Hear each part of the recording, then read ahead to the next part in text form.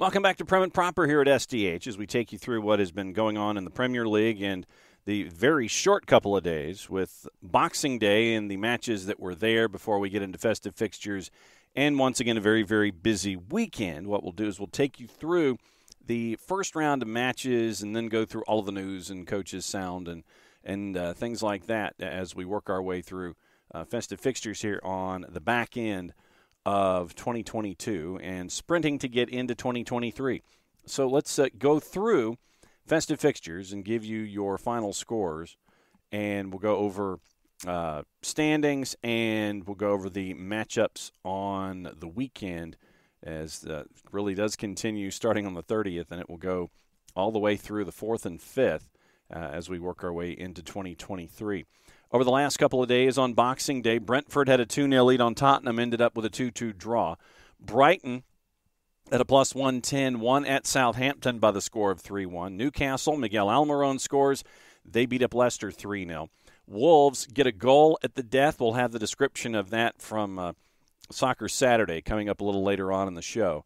And Wolves, Julian Lopetegui starts off a winner over Everton by the score of 2-1 at a plus 204. Fulham and Alexander Mitrovic put 3 on the board against eventual nine-man Crystal Palace, winning at a plus 235 by the score of 3-0. Liverpool beats Aston Villa by the score of 3-1. Bajcetic comes on. The young 18-year-old scores a couple minutes later, so that's the way definitely to have a debut. Liverpool goes on to win 3-1 at a minus 137. Arsenal down 1-0 to West Ham, stormed back and put 3 on the board to go on and win by the score of 3-1 at a minus 182.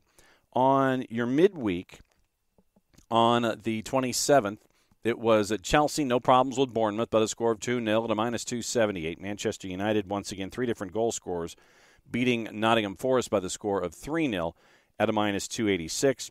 And surprising no one, Manchester City at a minus 345 beat Leeds by the score of 3-1 at Ellen Road to wrap up the 3 days of festive fixtures.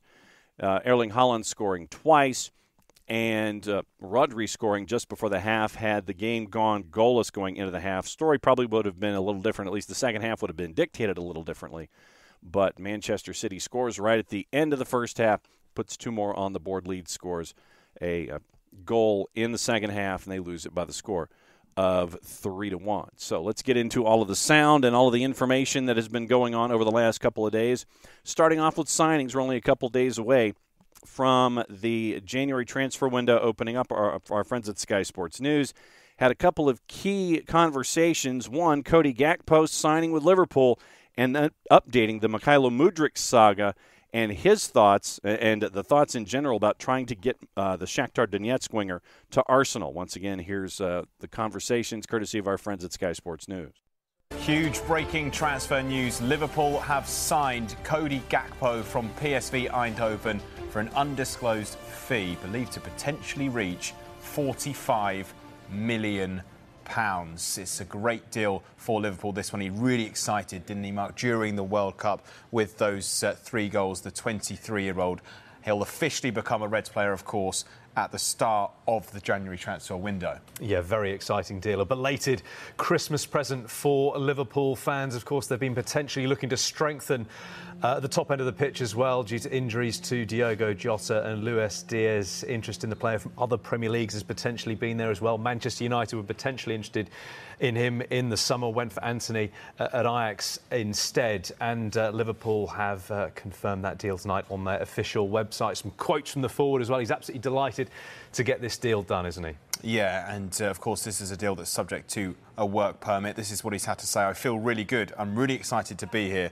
I'm looking forward to start training and start playing for this amazing club. I think this is a great club for me to come in and try to show what I can do and try to help the team to achieve more beautiful moments that they already did in the past years. I think for me personally, it's also good to develop here, and there's a lot of great players here who I can learn a lot of things from. He continues, Mark, as well, doesn't he? Yeah, absolutely. Yeah, there are sort of Plenty of quotes here from Cody Gakpo on the Liverpool website. He says he's really looking forward to playing at Anfield. He's heard great stories about the stadium, the atmosphere. He can't wait. His aim is to win as many prizes as possible as he can with the team, a team, of course, that's been winning consistent trophies over the last few seasons as well. Personally, he says he wants to keep developing, become a better player every season, and he's really thankful that everybody is giving him such a warm welcome. Looking forward to seeing everybody in the stadium and around the city, and it won't be long for him to wait to get going. Yeah, but for now, we just got a little bit of breaking news to bring you, and it involves Arsenal, and it's transfer-related as well. The window opening, of course, on January 1st. Well, their pursuit of Shakhtar Donetsk winger Mikhailo Mudryk has increased. We told you earlier that reports suggested a bid of around £55 million, including add-ons, has been rejected. We've got a few more details now, Mark. Yeah, exactly. This deal might be some distance away just yet, because Shakhtar Donetsk reportedly value Mudryk at around £85 million. Sources close to the deal have explained to Sky Sports News that Shakhtar view him as one of the top 5 wingers in the world. Shakhtar believe reportedly he's better than Antony at Manchester United, and are using that as a bargaining tool in their negotiations. Arsenal potentially looking to strengthen in this window, of course, off the back of that injury in particular to Gabriel Jesus, potentially looking to strengthen their attacking options, and that's the latest as far as one of their targets is concerned, the Shakhtar Donetsk winger Mikhailo Mudryk. So a bid of around £55 million, we understand, at this stage, including add-ons, rejected. Shakhtar value Mudryk at around £85 million or more. We'll, of course, keep you up to date here on Sky Sports News. Couple of pieces involving Chelsea, and it's not good news on one end. Reece James is out, and here's the conversation involving that. And then after that, Graham Potter was asked about the rough ending to 2022 coming into festive fixtures, and his thoughts about possibly the World Cup break being the break that they needed and a possible turning point for the remainder of the season. Bit of breaking news involving Reece James, the Chelsea defender. We've been talking about him all day, haven't we, after that setback to his recovery from injury. Playing his first game back last night, he obviously went down with a knee problem once again, the same knee that ruled him out of the World Cup. Chelsea have just released this statement on their official website. They say Chelsea Football Club has today released the following statement about Reece James. Defender Reece James underwent assessment earlier today after being substituted during the second half of last night's 2-0 Premier League victory over AFC Bournemouth due to a knee injury. They say this: scan results have regrettably confirmed a setback for the 23-year-old, with Reece now set to be ruled out for up to a month. So a setback indeed, up to a month. Reece James will be on the sidelines, and it's just another blow for the 23-year-old who earlier today on Twitter posted that 2022 had been the toughest year of his life to date, with all the injury problems that he has had. So confirmation from Chelsea that it's another spell on the sidelines for Reece James, up to a month, they say. So sometimes as a team, as a club, you have to, you go through these periods. We were through one there, and there's I could offer lots of explanations as to why, but you just have to accept that sometimes they happen, and you have to get through them, and then a break can help, of course, whether it's an international break, whether it's a different fixture in terms of a different competition. But we had the break. Obviously, the guys that went away had a World Cup. That gets cleared away, and everyone can come back and reset. And obviously, all the learning that's happened in that really intense period, you can consolidate and say, OK, how do we go forward? And that's been beneficial. Arsenal, we mentioned their 3-1 win over West Ham. They continue to win. Mikel Arteta was asked about being at the top of the table and all those points clear, and what it means to think about possibly finishing the season on top. 7 points clear at the top of the league. Do you allow the players to start to dream about the title, or do you not allow that kind of talk to permeate the dream? Well, they allow them to do everything that they want. What I tell them is that we have to focus on us. We cannot control what the opponents are going to do, how good they're going to become, or how many points they're going to earn or drop. So we have to focus in our performance, in what we do every day, and what has brought us here, which is not a coincidence. So we just need to keep doing what we are doing. 7 points clear at the top of the league. Do you allow the players to start to dream about the title, or do you not allow that kind of talk to permeate the dressing room? They allow them to do everything that they want. What I tell them is that we have to focus on us. We cannot control what the opponents are going to do, how good they're going to become, or how many points they're going to earn or drop. So we have to focus in our performance, in what we do every day, and what has brought us here, which is not a coincidence. So we just need to keep doing what we are doing. 7 points clear at the top of the league. Do you allow the players to start? Spurs down 2-0, come back to draw 2-2 at the G-Tech for the first game in Festive Fixtures. Antonio Conte was asked if he thought that his talisman, Harry Kane, has put everything behind him from his experience for the Three Lions in the World Championship. I have zero doubt about his quality, about his mentality, about the way he approaches every game and every training session. And he's facing a strange situation. No? Football is this. You can have a positive or negative moments, but if you are strong mentally, if you are a top player, if you are a player of a big level, and then there is a moment that you have to put in one side negative situation and to move on. I think Harry did this, and but I repeat, we are talking about a really good players and especially a really good person. We mentioned Newcastle. Newcastle continues to roll. Miguel Almiron continues to roll. No problems at the King Power, winning 3-0. Here's Eddie Howe's thoughts after that big win. Players deserve huge credit because physically, mentally, to play the way that we do is not easy. You're constantly asking players to reach really high intensity levels with their work. That comes from their training. So then their attitude to the training has to be fully committed. So I can't praise the group enough, especially when it's, as I said before, it's been a difficult period where you don't have your whole squad together, so you're working a smaller group, and then you're implementing players back in when they return. So it's not been like a clean, full pre-season. So today was a big test for us, and I'm delighted with how the players responded. And as we mentioned, a couple of thoughts from our friends at Soccer Saturday over at Sky. First off, and this is two highlights, and actually it's three highlights that we're going to run for you, courtesy once again of our friends at Sky Sports News. First off, it's the 95th minute winner for Wolves in their win. The second Palace red card that knocked them down to 9 in their 3-0 loss to Fulham. And then Lee Hendry's reaction to Solly March's goal for Brighton that put them up 3-0 on their way to a 3-1 win. Uh-oh, says Michael Dawson. Uh-oh, what? Everton, Tarkowski plays a long ball. Now Wolves are on the attack and it's Traore. Oh, take a touch inside. He plays wide. Oh, he goes to Aït-Nouri.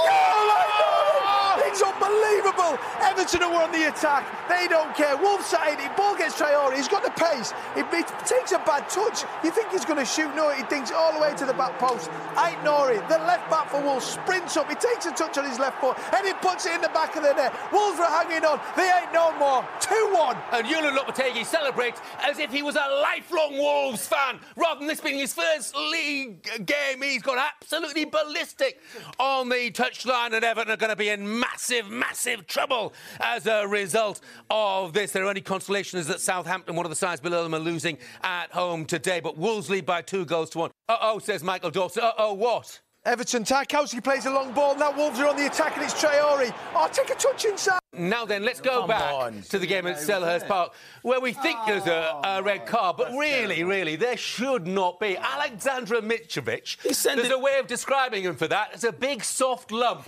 Yeah, but the referee's had one. I think he's had one all day, and he's sending him off. I think VAR had a look. He has. He gave him a second. No, but you know what he did? His second yellow card, Jeff. That's what he's given to Tompkins. The ball's played back. Not a Christmas card, let alone a yellow card. There you go. So the ball, the ball's played back, and Tompkins is he doesn't know Mitrovic is there. He turns around, he catches Mitrovic, and the referee sends him off. For me, it's nowhere near a yellow card. It's poor from the referee, and I don't like to have a go at referees, but he's had a bad game today. Just say that, Mitrovic has gone down holding his face. Yeah, and he's been down for ages. Completely unacceptable. Yeah. James Tompkins, it's his first Premier League start since last Boxing Day, and he's going off shaking his head. It is a second bookable offence. I've got some sympathy for Andy Madley, because when the player goes down in the manner that he's gone down, you must be tempted to think that something has happened. But maybe Mike Dean, who's the VAR, said, that it shouldn't have been a yellow card. Of course, VAR not entitled to get involved, are they, on yellow cards? No. And that's the issue. Lots. Oh, my word. Wow. What a worldie this is, Jeff. Just as I said, Solly March, it's Brighton 3-0, and what a finish this is. I'm not even joking yet. This is top bin, and he must be about 25. I'm going. He's absolutely zinged. Come inside from the right, and he has zinged it. Oh, I want to see it again. It's just going to show the replay, but it looked like a blatant arrow towards that top corner. No one really goes towards James Ward-Prowse. Gets played out wide, cuts right inside. He's 20. Yeah, it's a good way out. 20-odd yards out. Oh my word! He absolutely pings it off the laces. Top bin, no chance. See you later. That's game over. 3-0. Then lastly on the board, we catch up with Jeff Stelling and Paul Merson, and the debate is the name of the segment now on Sky on Soccer Saturday. And Stelling asked Merce point blank what he thinks Arsenal needs to do in the window. Is there a case, Merce, that they actually also need more depth defensively? I personally think they need another holding midfield player. I thought Thomas Partey's been absolutely outstanding this season. I think if he got injured, I think they would be a big worry for him. I think you need someone. In this day and age, you go and, again, I go back to the Tottenham scenario when they were right at the top of their game 4, 5, 6 years ago. And we used to go, they've got to go and buy him. How do you buy them? Their first 11's outstanding. If I'm a holding midfield player and my agent comes to me and goes, Arsenal want you, and I have a meeting, I go, right, am I playing? I go, well, no, you're not playing. Thomas Partey's playing. Why would you go? And they're in exactly the same position as what Tottenham were in 5 or 6 years ago. And look what happened with Tottenham. They never kicked on because they had a very good 11. And after that, every player that come onto their pitch weakened the team. And that's the problem with Arsenal at the moment. So what do you do? You know what? These chances don't come along too often. They don't, Jeff. I mean, you've only got to look at Liverpool, Chelsea, teams like that already. By the end of November, we're out the title race. You've got to take advantage. You've got to go and as a player, you've got to go to Arsenal. Definitely. You can't worry about not being in that starting 11. But it never happened to Tottenham. It happened to Tottenham. It's the same. I know what you're saying, if you want to play, if you're a £10 million player, then you come. Of course you do, and then you clean the boots. But if we're talking £67 million players, they want to play football. Yeah, but they're going to work their way into try and work their way into the team. I'm telling you, I sat on this show a million times talking about Tottenham in exactly the same breath. You know, Tottenham have got to go out, have got to buy. Well, who'd you buy? Because they've got their best 11 is a very good 11, like Arsenal's. And this is the problem they're going to have.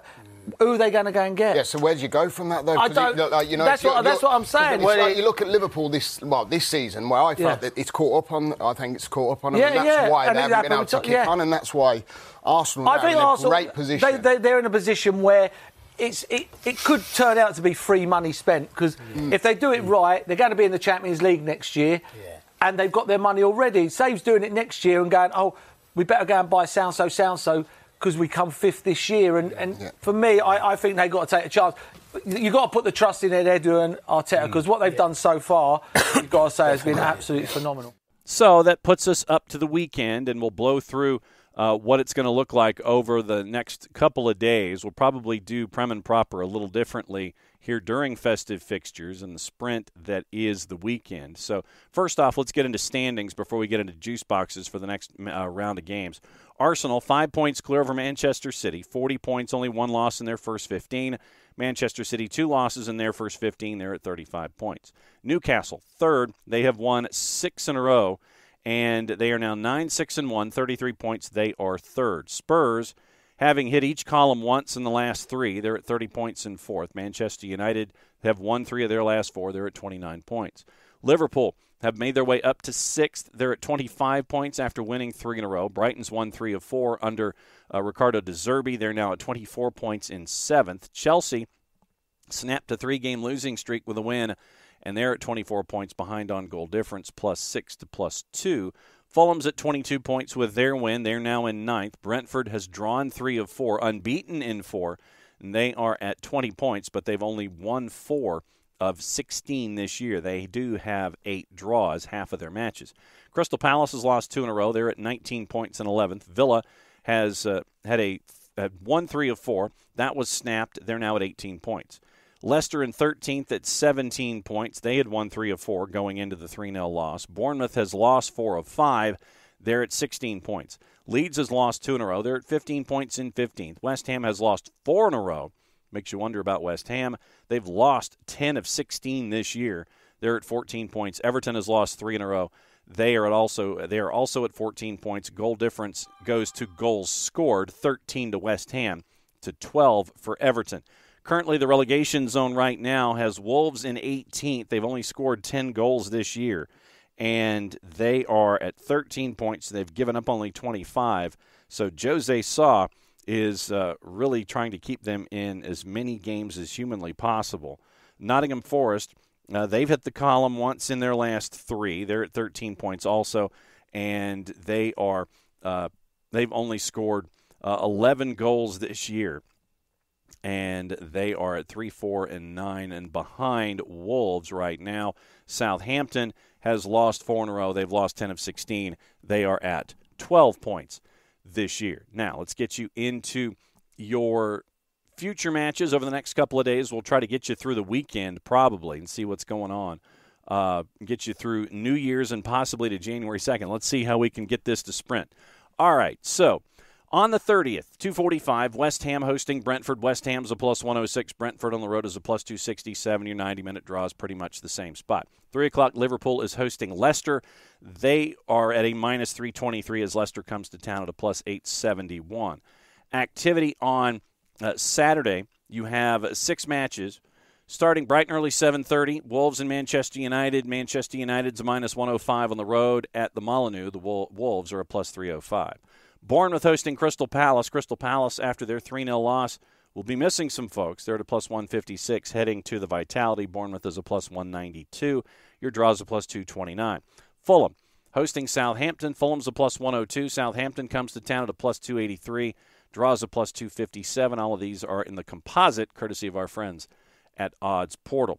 Fulham and Southampton, we mentioned that one. Manchester City, big favorite as Everton comes to the Etihad. Manchester City's basically a minus 670. Everton a plus 2,100 to win. Newcastle hosting Leeds at a minus 204. Leeds is a plus 563. Your draw is a plus 371. 12:30 on your Saturday, Brighton and Arsenal. Brighton is a home dog to the leaders at a plus 112. Brighton and the draw within 10 points of each other, basically plus 250 to plus 260. That gets us to Sunday. 2 matches, 9 a.m. Spurs hosting Aston Villa at a minus 145. Your draw is a plus 311, and Villa is a plus 395. Nottingham Forest hosting Chelsea at a plus 424. Chelsea on the road is a minus 143. To wrap up round 2 of festive fixtures would be Nottingham and Chelsea. Then on January 2nd is round 3 of festive fixtures, and that starts with Brentford and Liverpool on January 2nd. Brentford and Liverpool is a minus 167. Your draw is a plus 353. Brentford at home at the G-Tech on January 2nd at 12:30 is a plus 411. 4 matches on January 3rd, 4 more on January 4, wrapping up festive fixtures on January 5 is Chelsea and Manchester City. We will tackle the 3rd, the 4th, and the 5th next time out here on Prem and Proper. Thanks for hanging out with us for another round of Prem and Proper. We'll be back in short order because the games are coming fast and furious. Enjoy the matches in the Premier League. Play it safe, everybody. We'll see you next time.